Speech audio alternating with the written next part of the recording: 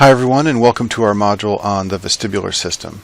So this is a drawing of the inner ear, and sound waves come in here, and this is the tympanic membrane, and here are the bones of the inner ear, and down here is the cochlea.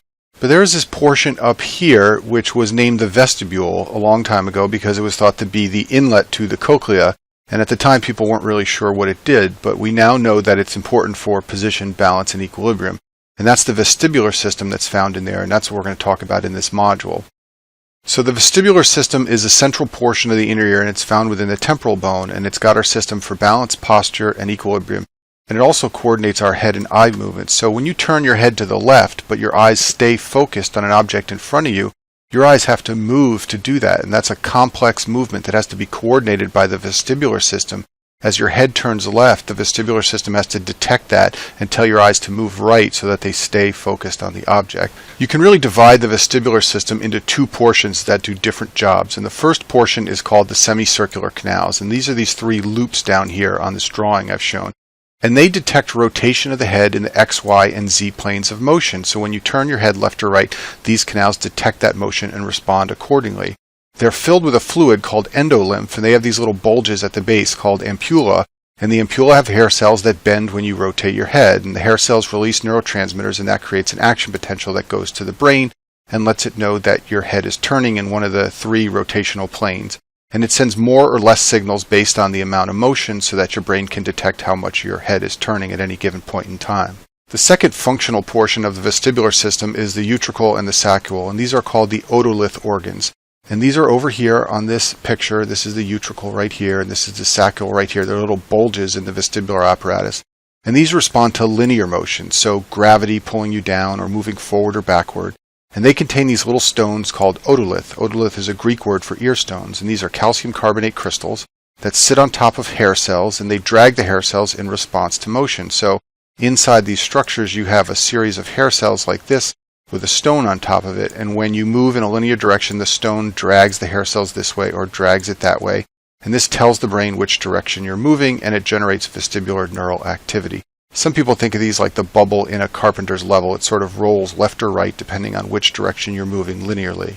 Once nerve signals are generated by the vestibular apparatus, they're sent through the vestibular cochlear nerve, and the vestibular cochlear nerve is two nerves in one sheath, the vestibular nerve and the cochlear nerve, which is important for hearing. The vestibular nerve sends signals to the brainstem, to the vestibular nuclei, and it also sends signals to the cerebellum, which is important for coordinating balance. The vestibular nuclei sit beneath the floor of the fourth ventricle in the pons and the medulla. They get input from the vestibular nerve, and then they have many outputs that I think it's fairly low yield to learn, but they do send signals to the cerebellum, other cranial nerves, and also to the thalamus. But what you definitely need to know as a medical student is what happens when there's dysfunction of the vestibular system. And the three typical symptoms that occur when this system doesn't work are vertigo, nystagmus, and nausea and vomiting. So vertigo is a sensation of the room spinning when the head is still. So it's motion when there shouldn't be motion. And you need to contrast this with patients who say they're dizzy or lightheaded. In actual clinical practice, when a patient says they feel dizzy, you need to really press them for more details to try and determine whether they are having symptoms of presyncope, which means lightheadedness, where they're about to pass out, or whether they're having vertigo or some other cause of dizziness. Nystagmus is a rhythmic oscillation of the eyes, and we'll talk about that a little bit in a few slides, but that goes along with vestibular dysfunction. And then the vertigo often causes people to get nauseous and have vomiting. So nystagmus is a very complex subject. There are entire books and volumes written on nystagmus. The easiest way to think about it as a medical student is to think of the two cranial nerves pushing the eye towards the middle of your head, and they keep the eye centered and they keep it focused on objects. And if one of these cranial nerves stops doing its job, what will happen is the other cranial nerve will slowly push it this way, and it's able to push it that way because this one is not doing its job. When the brain detects that slow drift to that side, it will quickly yank it back in the other direction, and that's what nystagmus is. A slow drift one direction and then a rapid correction back in the other direction. And you can see this on physical exam of people with cranial nerve 8 dysfunction because the eyes will have this rhythmic beating with a slow and then fast correction. So the reason nystagmus happens is because you have something called the vestibular ocular reflex, and this is what focuses your eyes when your body moves so that you can turn your head and keep your eyes focused on an object. Vestibular dysfunction disrupts this reflex, and that's why you get nystagmus. And as I said before, the eyes move slowly in one direction and then there's a fast correction. So jerk nystagmus is nystagmus with that fast correction, and it's named for the direction of the fast correction. So for example, if this is the left side and the eye slowly drifts to the left, but then quickly corrects to the right, you would call that rightward nystagmus because you name it for the fast correction.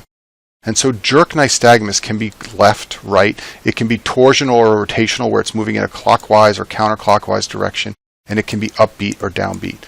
Now there is a rare type of congenital nystagmus called pendular where it doesn't have a slow and fast direction. It's all one speed, but that's very rare and not something you're likely to see on your board exams. So this slide contains a very important rule of thumb for nystagmus.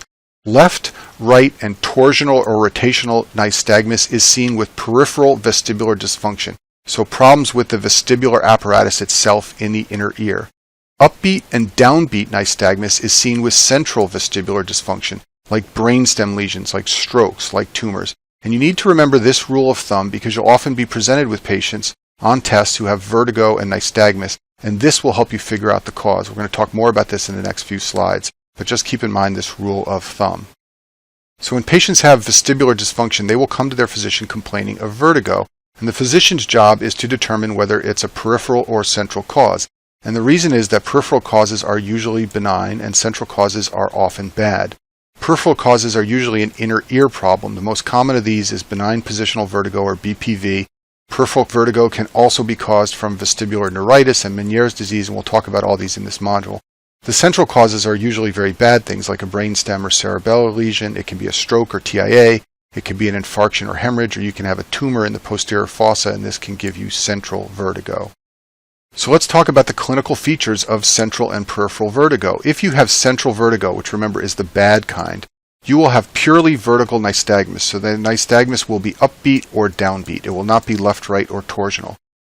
Central vertigo gives nystagmus that changes direction with gaze. So when the patient is looking left, they may have upbeat nystagmus, and when they look right, it may be downbeat nystagmus.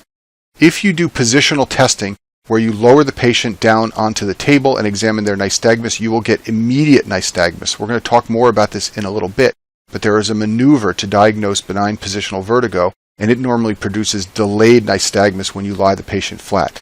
In central vertigo, the nystagmus is immediate. Patients can have something called skew deviation, where their eyes are misaligned. One may be slightly higher than the other. That's called skew deviation, and that's a sign of central vertigo. Patients with central vertigo often complain of diplopia, and they often have dysmetria. Dysmetria is where when you do finger-to-nose testing on a patient, they can't touch your finger with their finger because they're off to the side or up or down. That's called dysmetria. And then patients with central vertigo often have other CNS symptoms, so they may be weak or have sensory symptoms or something else going on. Contrast that with peripheral vertigo. So peripheral vertigo usually has a mixed horizontal or torsional nystagmus.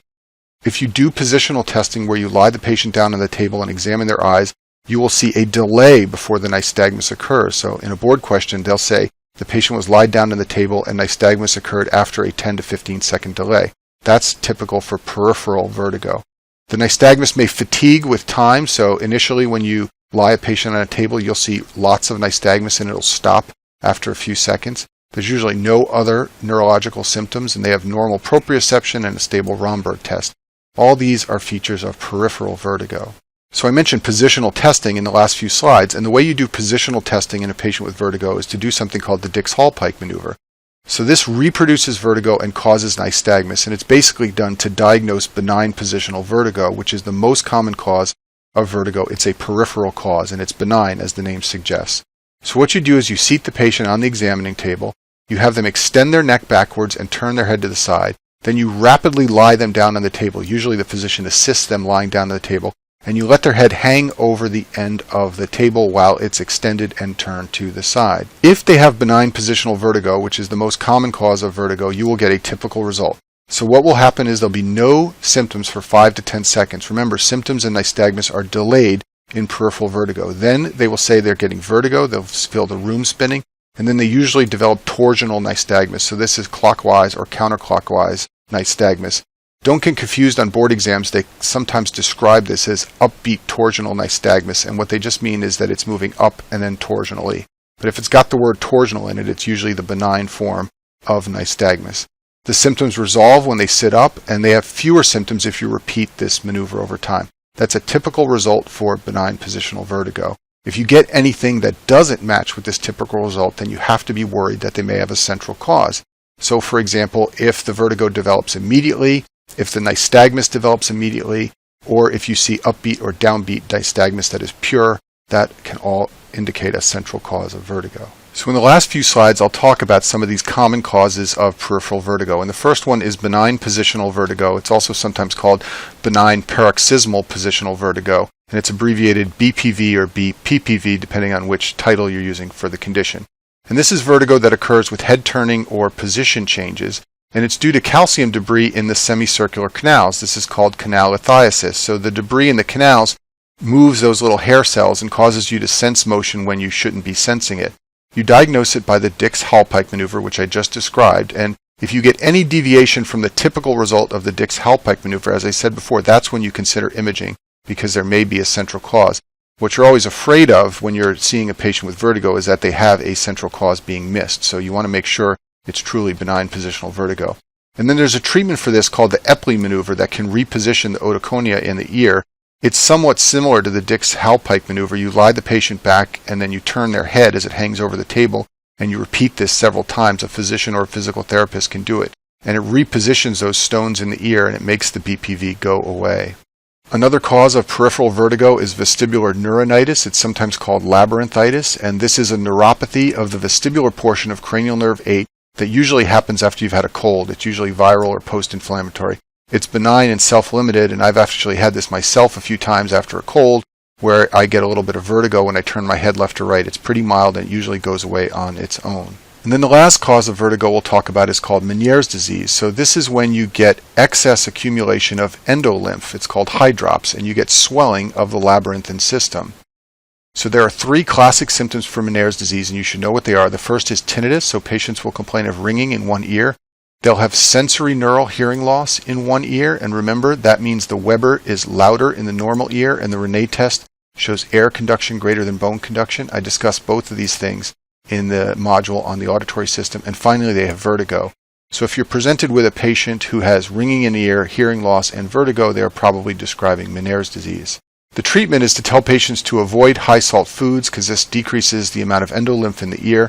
There are also a lot of triggers patients have for Meniere's disease, like caffeine and nicotine.